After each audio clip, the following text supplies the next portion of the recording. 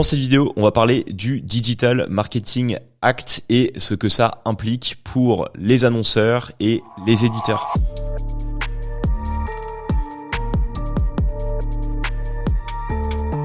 Bonjour à tous, bienvenue dans cette nouvelle vidéo de Lead Studio. Je m'appelle Thomas Mouffard, je suis le fondateur de Lead Studio. Avant d'attaquer, n'oubliez pas de vous abonner à la chaîne YouTube de Lead Studio. Ça participe encore une fois à son bon développement, donc je vous remercie par avance pour votre abonnement.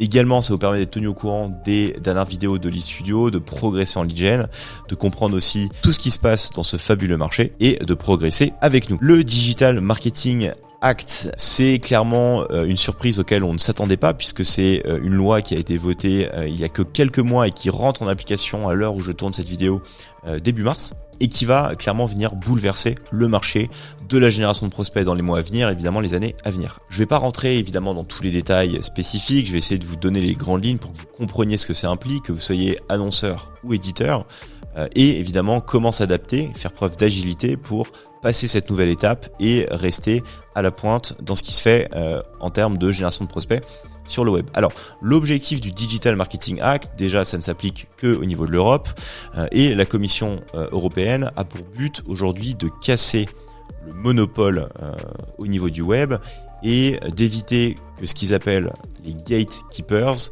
aient un unfair advantage qui empêche une concurrence saine sur le web. Alors, qu'est-ce qu'un gatekeeper ? C'est globalement tous les services et fournisseurs d'accès à Internet de manière très très large qui aujourd'hui contrôlent le marché. Globalement, c'est les GAFAM, donc ça va être Google, Facebook, Amazon, Microsoft. D'un point de vue plateforme que vous utilisez, ça va être tout ce qui est Facebook, Instagram, Google, TikTok, etc.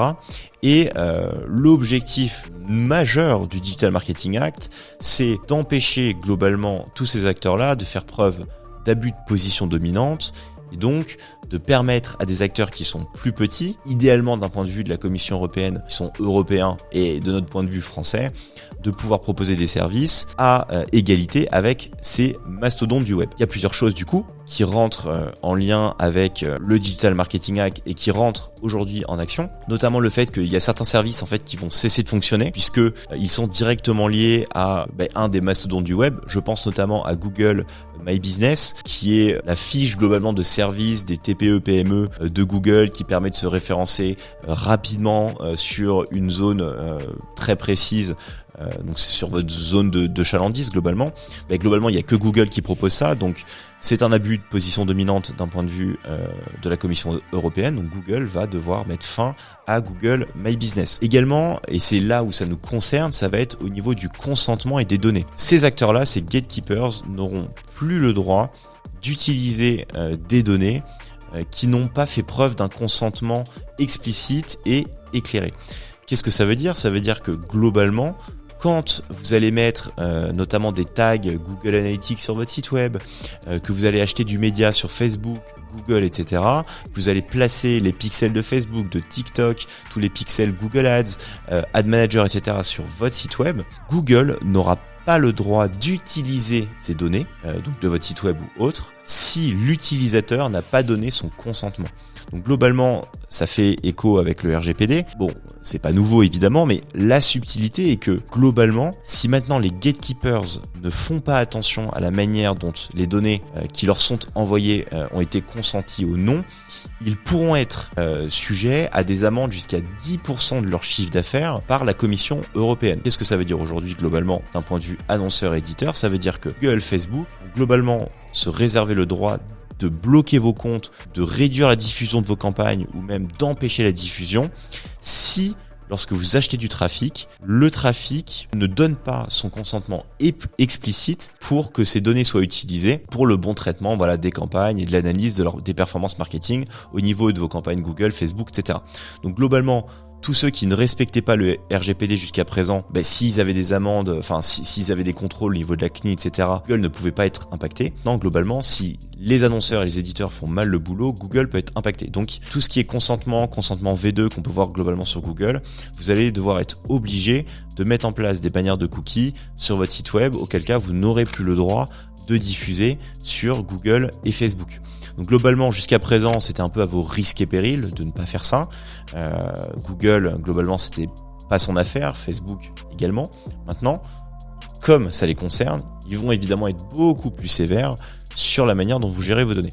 Donc ça, c'est évidemment un énorme impact, puisque ça veut dire que si aujourd'hui vous n'avez pas déjà une bonne gestion de vos données, que vous n'êtes pas RGPD compliant, vous ne pourrez plus diffuser tout au long de 2023, évidemment dans les années à venir, sur les gatekeepers. Donc en termes d'impact économique pour vous, c'est juste gigantesque. Si demain, vous ne jouez pas le jeu du RGPD et de ce fameux Digital Marketing Act, vous ne pourrez plus utiliser Google, Facebook, Amazon pour générer du business pour vos activités marketing. L'enjeu de la Commission européenne là-dessus est de permettre un web plus transparent, évidemment où quand on accède à Internet, on a un contrôle à 100% sur ce qu'on souhaite partager en termes de données, d'expérience utilisateur, etc. Maintenant, ça veut aussi dire que tous les petits acteurs aujourd'hui, notamment les entreprises TPE, PME, j'ai envie de vous dire, pour vous c'est assez compliqué parce que votre cœur de métier, ça va être quoi? Ça va être d'avoir des services peut-être au niveau de votre localité. Je veux dire, votre cœur de métier, c'est pas de passer votre journée à paramétrer des tags sur votre site web pour s'assurer que Madame Michu a bien donné son consentement et que vous pouvez ensuite utiliser Google et Facebook globalement sans être hors RGPD, etc.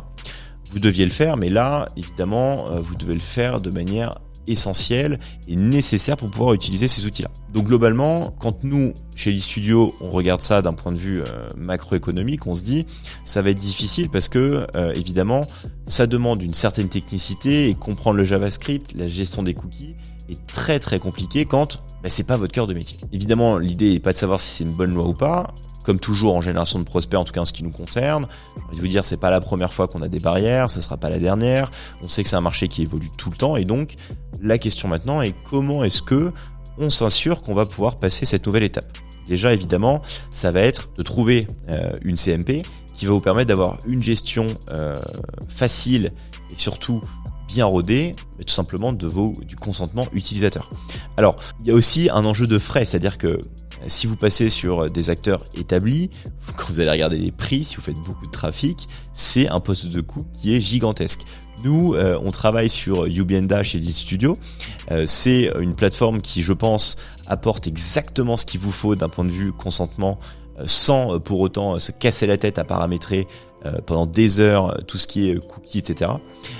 Et surtout qui vous permet d'avoir une expérience utilisateur assez fluidifiée au niveau des bannières de cookies. Passer par un fournisseur de type Ubienda, on n'est pas du tout rémunéré, je ne suis pas rémunéré pour faire la promotion de ce service-là, il n'y a pas d'affiliation, etc. Je vous dis ce que nous on utilise, ça marche très bien et surtout si vous êtes une agence de génération de prospects sur le web, vous savez à quel point tout ce qui va être expérience utilisateur, funnel de conversion, taux de conversion, quand vous bougez de 2 ou 3% vos performances, c'est toute votre chaîne de valeur, toute votre chaîne économique qui peut en être impactée derrière, puisque c'est vos marges qui baissent, vous vendez à prix fixe, donc voilà, c'est tout un jeu d'équilibre à trouver.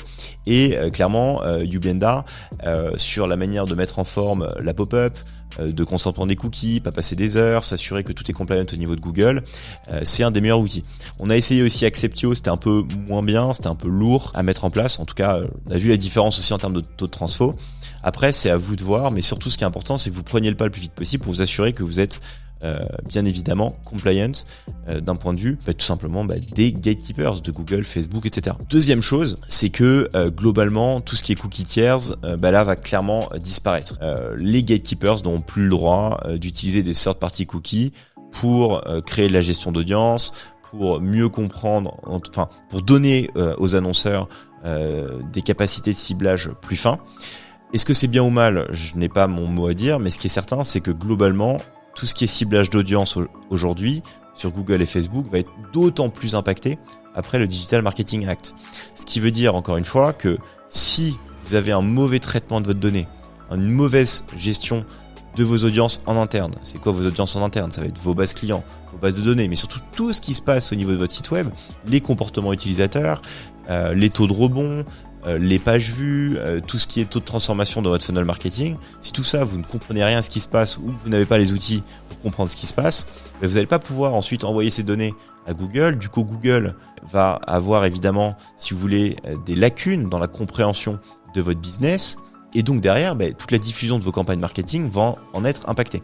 Ce qui veut dire qu'aujourd'hui, je pense, les gros annonceurs vont avoir un unfair advantage, puisque c'est ceux qui ont le plus de données, c'est ceux qui ont généralement le plus de ressources en interne pour gérer leurs données, travailler la donnée et donc nourrir les algorithmes de Google, Facebook, nourrir les audiences de Google, Facebook, de manière à avoir une meilleure diffusion.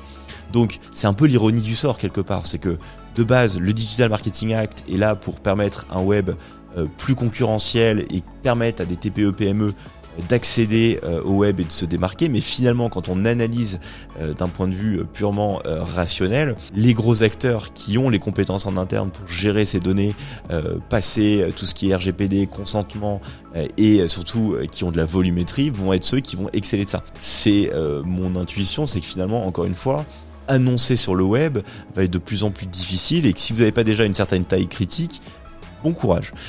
Donc l'heure n'est pas à pleurnicher ou quoi que ce soit, l'heure est plus à se prendre en main et comprendre vers quoi on va. Il faut atteindre le plus vite possible des tailles critiques dans votre gestion des données. Donc, encore une fois, si vous lancez sur le web, si vous démarrez dans la génération de prospects, il faut accélérer. Il faut accélérer, ça veut dire quoi ? Il faut générer du prospect, essayer de travailler sur toute une catégorie, toute une panoplie, une profondeur de catalogue de services au sein de votre agence pour récupérer de la donnée, travailler tout ce qui est consentement utilisateur, comprendre votre audience, etc. Et aussi surfer probablement sur les données de vos clients. Il faut que vos clients vous donnent un maximum de données pour que vous puissiez aussi enrichir votre ciblage, vos audiences vous-même et garder un ciblage précis si vous utilisez du Facebook, du Google Ads, etc. etc. Bref, ça va être intéressant encore une fois de voir ce qui va se passer après le Digital Marketing Act. Comme d'habitude, les cartes vont être rebattues. Ceux qui vont bien faire le job vont exceller. Ceux qui ne comprennent rien vont se faire globalement éclater. Ce qui est certain, c'est que je ne pense pas que le web va être plus concurrentiel. Au contraire, il va se structurer et je pense qu'on va plus rentrer dans une situation d'oligopole que de marché vraiment de concurrence pure. Bref, encore une fois, on est début mars, on ne sait pas encore, même les gatekeepers ne savent pas, je pense, exactement comment tout cela va se passer. En tout cas, c'est à suivre de près. Voilà pour cette vidéo, je suis curieux d'avoir votre avis sur le Digital Marketing Act. Est-ce que vous avez déjà commencé à prendre le pas sur ces nouvelles fonctionnalités qui arrivent? Est-ce que vous êtes bien compliant? Quel CMP vous utilisez? Bref, n'hésitez pas à nous partager en commentaire votre analyse aussi de la situation, comment est-ce que vous réagissez, comment vous vous adaptez. On se fera un plaisir d'échanger avec vous. Et puis, comme toujours, si vous avez des questions sur le DMA ou sur la génération de prospects en général, n'hésitez pas à rejoindre le Discord de Lead Studio pour échanger avec toute la communauté. On est plus de 1000 membres aujourd'hui et également avec nous pour venir y poser toutes vos questions. Voilà pour cette vidéo. Bon courage dans votre gestion du Digital Marketing Act et je vous dis à très vite pour une nouvelle vidéo. Ciao!